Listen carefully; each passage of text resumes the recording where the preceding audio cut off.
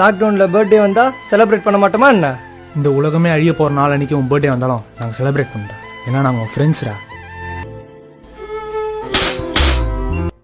மச்சான் உன் கையால எங்களுக்கு கேக் ஊட்டி விடுறா. ஆமா மச்சான்.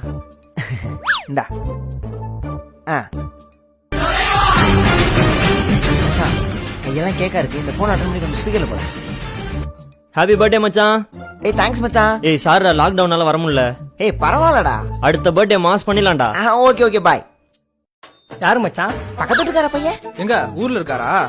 பக்கத்து வீட்டுல தான் இருக்கா. அப்ப நேர்ல வந்து விஷ் பண்ணிக்கலாமேடா. கொரோனா பாசிட்டிவ்ல அதான் வரல. கொரோனா பாசிட்டிவா? ஒரு வீட்ல இருக்கட்டும். கொரோனா வந்த பட்ல போகவே கூடாது. அவங்களாம் தனியா தான் மச்சா இருக்கணும்.